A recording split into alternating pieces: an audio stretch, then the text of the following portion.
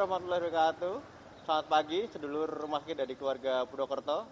Kembali lagi di sini di Ngopi Deka, ngobrol pintar bersama dari keluarga. Hari ini kita kedatangan tamu yang spesial, yaitu dari perawat ICU rumah sakit dari keluarga Purwokerto. Di sini ada Mas Yudo. Selamat pagi Mas Yudo. Selamat pagi Mas. Gimana kabarnya nih? Baik. Baik ya. Ya. Oke. Jadi gini Mas Yudo. Iya Mas. Minggu-minggu ini itu kan sudah mulai masuk masa-masa mudik Lebaran ya. Banyak yang orang awam tanyakan. Mungkin ada beberapa tips-tips mudik Lebaran gitu. Salah satunya nih, persiapan apa aja yang harus para pemudik persiapkan sebelum berangkat dari kota asal ya ke kota tujuan. Ya. Gitu. Pertanyaannya berat ini kalau mau persiapan. Iya, jadi kebetulan saya juga mau mudik juga dan saya itu butuh persiapan lah gitu ya. Betul, ya. Butuh persiapan bagaimana supaya aman dan nyaman ketika saya mudik nih besok itu apa aja sih? Ya, memang kalau ngomong persiapan kita cenderung itu kayaknya berat itu ya Mas ya. Sebenarnya kalau mau mudik ya udah pertama persiapannya sehat dulu lah, sehat kita ya. Kalau kita betul-betul sehat. Kemudian kalaupun ternyata kita dari riwayat yang tidak pegang penyakit, ya paling tidak kita udah aware dengan obat-obat yang harus kita bawa. Ya nggak usah yang berat-berat lah, pasti tahu lah obat yang disiapkan. Misalkan untuk obat tadi obat pusing lah ya, karena biasanya udah lama kita tidak pulang, tiba-tiba harus berjalan jauh gitu ya. Jadi, kok pusing ini, perlu lah. Atau obat-obat yang mungkin sering kita merasa perjalanan jauh dengan kondisi yang tiba-tiba harus mungkin harus pakai AC dalam jangka panjang ya, lama ya. Mungkin perlu lah obat mual atau obat anti muntah itu. Ya, yang lain-lain mungkin yang sesuai dengan kebutuhan lah, yang mungkin rutin ya. Yang mungkin ada riwayat penyakit yang kronis atau yang lain. Tapi yang utama lah itulah. Selain obat-obatan juga kan kita berarti harus mempunyai fisik yang kuat ya. Apalagi kalau misalkan kita mudiknya itu pakai kendaraan roda 2 nih. Wah, ya kan? Itu. Nah, kendaraan roda 2 yang butuh stamina yang kuat gitu ya. Ya. Nah, apakah kalau misalkan mudik dengan kendaraan roda 2 itu istirahatnya itu harus bagaimana? Misalkan kayak kita perjalanan nih menempuh 8 jam nih katakanlah. Jauh banget itu ya Mas ya. lumayan jauh 8 jam. Ya, pasti ada juga kan yang seperti itu kan. Betul. Nah, itu kita juga kan harus prepare dulu nih berapa jam sekali kita istirahat gitu agar stamina kita selalu terjaga. Itu baiknya bagaimana? Ini hanya pengalaman saja lah ya. Jadi intinya sih masalah istirahat atau menjaga kondisi, tahu dirilah kemampuan. Tapi kalau sering saya perhatikan itu, kalau memang kita pakai kendaraan sendiri, apalagi sepeda motor itu kan ya kita kena angin dan sebagainya lah ya, maksimal lah 2 jam kita sudah istirahat. Walaupun dalam 2 jam kuat ya istirahatlah 2 jam. Apalagi bawa keluarga. Apalagi bawa keluarga, bonceng depan, bonceng belakang. Waduh, full itu ya. Iya. Minimal 2 jam lah kita harus istirahat. Ya. Walaupun kondisi masih kuat, baru nanti dilanjut lagi 2 jam lagi. Kalau itu udah 8 jam itu, sampai mana nih? Surabaya ya Mas ya? Surabaya, kemungkinan sampai Solo, Surabaya juga itu. Dari Jakarta ya? Ya betul itu. Kan 2 jam lah kita istirahat, sambil dengan kita sedikit refresh lah untuk kondisi dalam perjalanan. Yang selanjutnya nih mungkin banyak sedulur RSDK yang menjumpai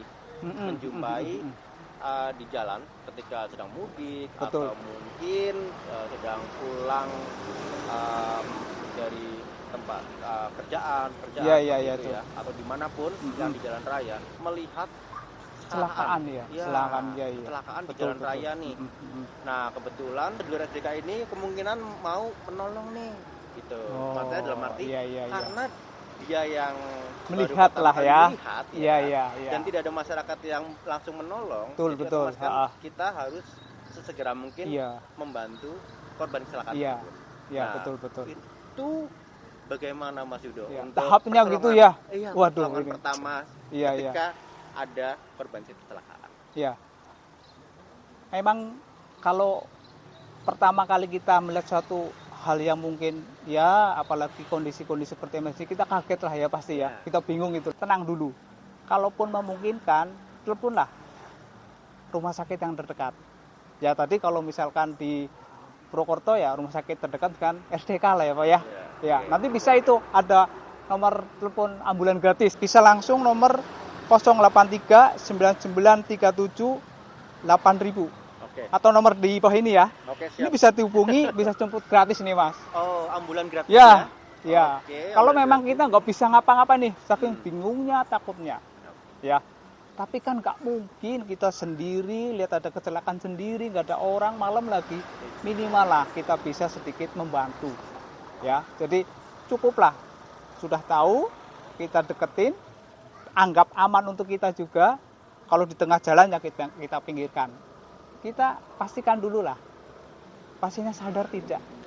Ya dengan manggil aja, nggak usah manggil nama, manggil misalkan Mas, Mbak atau Pak gitu, cukup lah gitu Kan loh. pernah Nggak usah kenal sampai kenalan dulu kan susah gitu ya kan? Iya, benar, Iya, benar. kita panggil aja namanya gitu loh. Oke. Setelah itu kok nggak sadar, kita kan bingung ini orang nggak mau apa. Telepon aja lah yang seperti tadi. Oke. Insya Allah kalau dekat Purwokerto saya yakin lah Ada Purwokerto ya? selalu Ini 24 jam ada akan Banyumas. coba. Iya, akan coba dijemput oleh ambulan SDK. Siap. Berarti untuk RSDK sendiri kita menyediakan ambulan gratis Ya, gratis 24 jam, ya. betul. Nanti bisa dihubungi mungkin di bawah ini nomornya. Betul. Gitu ya. Mm-mm. Untuk keadaan darurat. Darurat lah, ya. Ketika ada kecelakaan Iya. dan sebagainya. Iya. Itu Soalnya ini ternyata kita- nunggunya lama ini ya. Ah, iya, gimana tuh? itu. Soalnya kan nggak langsung Iya, iya. kan kalau ambulan Nggak tuh langsung datang, ya. Kita telepon nggak Iya. langsung tut gitu kan. Ya. Jadi kita harus bagaimana Iya. lagi nih selama menunggu ambulan kita harus apa Iya. lagi gitu loh. Memang kalau memang kondisi ternyata lama ya, kita masa harus biarkan orang tergeletak. Setelah kita tahu tidak sadar, kita tekan aja di darah dadanya. Oke. Ya. Kita tekan darah dada. Ini kan ada dada di belah ya. Iya. Memang sih harusnya kita buka. Nggak apa-apa kita buka karena kondisi emergensi. Oh iya. Kita tekan. Kalau memang dia betul-betul nggak sadar, dia kan nggak ngeluh ya. Tapi kalau sadar, ya berarti udah sadar kita berhenti. Oh. Minimal itu berapa sekali ya sampai penunggu atau penolongnya itu datang gitu loh dari ambulan itu ya. Syukur-syukur kalaupun memungkinkan ya teriaklah di situ. Ini ada korban itu. Itu yang kadang-kadang hal sepele kita kadang-kadang takut untuk teriak ya kan? Betul sekali. Iya kan? Ah. Jadi teriak aja lah, sekuatnya lah. Saya yakin nanti ada sekitar atau ada motor, ada mobil yang lewat jangan berhenti. Minimal membantu kita. Jadi ya tadi sekilas saja lah ya. Minimal kalau kita menemukan situasi yang tanda kutip lah katakan kecelakaan, jangan panik lah. Karena kalau panik kita bingung nih mau ngapain gitu loh. Ya. Kedua, Kita yang pingsan di ya, kedua cobalah hubungi layanan terdekat. Ya, lo di Purwokerto SDK lah ya. Oke, siap. Setelah itu nanti baru kalau memang kita sudah mencoba menghubungi ada etikat baik turunlah menolong tadi salah satunya dan kita cek sadar atau tidak. Kalau tidak orang awam boleh langsung kita tekan darah dada atau kita namanya itu kompresi ya. Sampai kapan? Ya sampai ada penolong selanjutnya. Tapi jangan lupa sambil kita juga minta tolong lah ya. Tolong ke sekitar lah, pasti ya, saya yakin lah kalau kita kok ada orang teriak-teriak pasti respon ada lah untuk bantu. Baik, demikian Ngopi DK, ngobrol pintar dari keluarga Purwokerto, episode seputar mudik lebaran. Dan semoga hari ini bermanfaat ya Ya. untuk obrolan kita kali ini. Terima kasih banyak Mas Yudo, Sama-sama Mas. sukses terus. Ya, salah. Baik, sekian dulu untuk Ngopi DK-nya. Assalamualaikum warahmatullahi wabarakatuh. Waalaikumsalam.